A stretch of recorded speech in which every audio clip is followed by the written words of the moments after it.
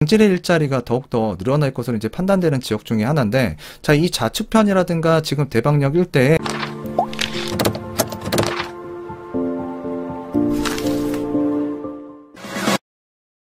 백업부동산 스토리입니다. 오늘 여러분들과 살펴볼 내용은요, 바로 2022년도 내년이네요. 벌써 신림선이 개통 예정을 앞두고 있습니다.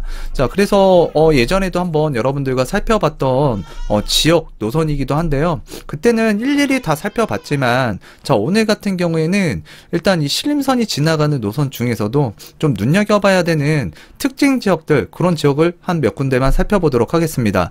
최근에 이 부동산 흐름을 살펴보게 되면 뭐 강북권이든 강남권이든 또 경기도, 인천권이든 가격이 지금 상승하는 모습을 나타내고 있는데요. 자, 최근 강남권 같은 경우에는 분양가 상한제 등으로 한춤 주춤했던 이 재건축 아파트가 연일 신고가를 기록하는 등 다시 귀하신 몸으로 이제 돌아왔는데요. 자, 서초구 반포동에 있는 레미안 원베일리가 분양가 상한제에도 불구하고 높은 분양가를 확정하면서 재건축 수익성이 다시 높아졌다라는 판단에서 뭔가 이 변화가 일어난 것 같아요. 자, 그래서 앞으로 나올 정부의 공급 대책에 민간 공급 시장에 대한 규제 완화 가능성 이야기도 뭐 나오고는 있는데, 이건 나와봐야 알 것 같아요. 자, 우선 입지 좋은 재건축 아파트, 사람들이 다시금 관심을 불러 일으킨 분양가 상한제의 역설, 축 아파트도 지금 상승을 하고 있고요. 지난해 정부에서 8월 달이죠. 서울 권역 등 수도권 주택 공급 확대 방안을 통해서 역세권 복합 용도 개발 지구 단위 계획을 통해서 역세권 주거 지역의 용적률을 최대 700%까지 이제 허용하겠다라고 발표를 했고요. 자, 이에 따라서 지난 1월 19일 서울시와 협의를 통해서 세부 내용을 이제 마련하고 국토계획법 시행령 개정을 확정을 했습니다. 자, 이 내용이 이제 작년부터 솔솔솔솔 이야기가 나오다 보니까 웬만한 중공업 지역, 그리고 역세권에 있는 이 저층 주거 밀집도가 높은 이런 다세대 빌라에 대한 사람들의 관심이 높아졌고, 현재 많은 사람들이 취득하려고 지금 달려들고 있는 것 같아요. 자, 그래서 서민주택이라고 할 수 있는 빌라 다세대도 지금 상승을 하고 있는 이 서울 시장이라고 보시면 될 것 같습니다. 부동산의 흐름이 최근 이런 정책적인 영향에 의해서 굉장히 많이 변화가 일어나고 있습니다. 이에 우리는 철저하게 이 내용을 받아들이고 또 준비를 하는 자세를 갖춰야 될 것 같아요. 오늘 살펴보는 신림선 여러분들과 살펴보도록 하겠는데요. 보도자료에도 이제 서울 신림선 전동차가 이제 반입이 됐고, 자, 2022년 내년이네요. 자, 상반기에 이제 개통할 예정이다. 자, 그래서 여의도에 있는 색강역에서 중간에 이제 7호선 환승, 1호선 환승, 그리고 2호선 환승을 거친 최종 목적지 이제 서울대까지 연결이 되는 노선이라고 보시면 되는데요. 자, 영등포구, 관악구, 동작구를 이제 이어주는 이 노선인데, 사실 관악구 같은 경우에는 2호선이 지나가고는 있지만 뭐 난곡동이라든가 이쪽 지금 뭐 서림동이라든가 서원동, 자, 이쪽 일대 같은 경우에는 사실 철도 노선의 사각지대, 좀 뭔가 대중교통이 굉장히 불편한 지역 중에 하나였는데요. 자, 신림선이 들어가면서 이 부분을 해결해 줄 것으로 이제 판단이 되고요. 자, 이 노선이 하나 생김으로써 많은 변화가 일어날 거예요. 특히 이제 이쪽 라인으로도 예전에 살펴볼 때 지금 재개발 사업장이 진행되고 있는 곳들, 또는 이제 역세권 아파트인데 좀 가치가 좀 저평가되어 있거나, 또는 이제 재건축이 추진될 만한 아파트들은 이제 한 번씩 살펴보긴 했었는데요. 이쪽에서 이제 가장 주목해야 되는 지역이 이 대방역, 자, 1호선 지역하고요. 자, 보라매역, 그리고 이제 신림역이라고 보시면 될 것 같아요. 자, 그랬을 때 이제 저번에 한번 말씀드렸다시피 이쪽에 이제 신안산선이 지나가고요. 향후에 이제 난곡선이 하나 내려오죠. 그래서 이쪽 라인은 굉장히 살기가 좋은 지역이라고 제가 말씀을 드렸는데, 앞으로도 이제 교통편이 이제 확대가 되면서 더욱더 편리한 대중교통 시설을 이용할 수 있는 지역이다. 자, 그래서 오늘은 이쪽 7호선 라인은 좀 배제를 하고 말씀을 드리도록 할게요. 같은 경우에는 1호선이 지나가고 있고요. 신림선이 개통이 되면 더블 역세권이 됩니다. 자, 그리고 인접하고 있는 지역이 여의도, 용산입니다. 그래서 여의도와 용산, 자, 통합 개발이 되게 되면 직간접적으로 수혜를 받아볼 수 있는 지역이라고 판단이 되고요. 자, 1호선을 타고 위쪽으로 가게 되면 서울 도심권, 자, 그리고 좌측으로 내려오게 되면 가산 디지털, 구로 디지털 단지가 있습니다. 자, 그리고 이제 이 대방역에서 한정거장을 가게 되면 이 색강역 9호선을 또 이용할 수 있는데요.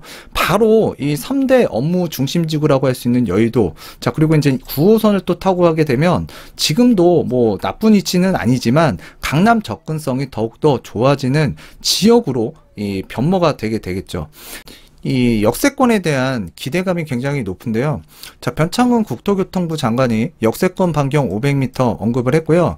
자, 용적률과 관련된 이야기를 하면서 많은 사람들이 또 관심을 갖고 있습니다. 그래서 역세권 주변에 불패 신화라는 이야기가 나올 정도로 지금 사람들이 뭐 패닉바잉, 그냥 묻지마 투자도 많이 하고 있는 상황이라고 보여지는데요. 자, 특히 이제 주변에는 아래쪽에 신길 뉴타운, 오른쪽에 이제 노량진 뉴타운, 여기엔 흑성 뉴타운이죠.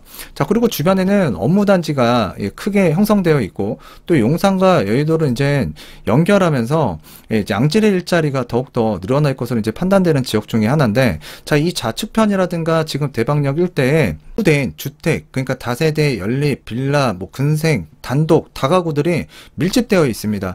그래서 이런 이 역세권 개발 사업과 또 이제 그 역세권 반경에 들어가는 이 해당 지역들, 지금 많은 사람들이 또 눈여겨보고 있는 지역 중에 하나라고 제가 말씀을 드리도록 할게요. 자, 그런데 무분별하게 투자를 하기보다는, 자, 여러분들 이제 투기를 할 것인가 투자를 할 것인가 이걸 잘 고심을 하셔야 될 것 같고요. 자, 뭐는 역세권 주변으로 이제 개발이 된다라는 생각을 가지고 여러분들이 시장에 접근을 하다 보면 여러분들이 원하는 목표를 달성할 수 없는 주택을 취득함으로써 자, 여러분들에게 굉장히 불편한 상황이 전개가 될 수 있기 때문에 좀 심사숙고 하셨으면 좋겠다라는 말 당부를 드리도록 하겠습니다. 보는 지역은 신림역입니다. 그래서 신림선이 개통이 되게 되면 2호선과 이제 더불어서 더블 역세권이 되는데요. 자, 요쪽 해당 지역 주변으로는 좀 아쉬운 점이 그 유동인구도 많고 상권이 굉장히 잘 발달되어 있는 지역임에도 불구하고 대규모 브랜드 아파트 단지가 전혀 없습니다. 자, 그래서 이전에는 크게 눈여겨보지 않았던 지역이지만 최근에 이제 역세권 고밀도 개발과 관련해서 요 지역들을 또 눈여겨보시는 분들이 또 많은 것 같아요. 자, 그런데 요 신림역 같은 경우에는 자, 이제 위쪽으로는 여의도, 또 이제 좌측편으로는 가산 디지털, 구로 디지털 또 접근성도 괜찮아지는 지역으로, 자, 그리고 우측으로는 이제 강남권 접근성 굉장히 뛰어난 지역이죠. 자, 그랬을 때 최대 수혜를 보는 거는 요 서림역이나 서원역, 뭐 서울대역, 그리고 이제 이쪽에 그 당곡역이라든가 요런 주변에, 역사 주변에 거주하시는 분들이 이전보다는 대중교통을 이용해서 업무단지로 이동하는 게 굉장히 좋아지는 지역으로 변하게 됩니다.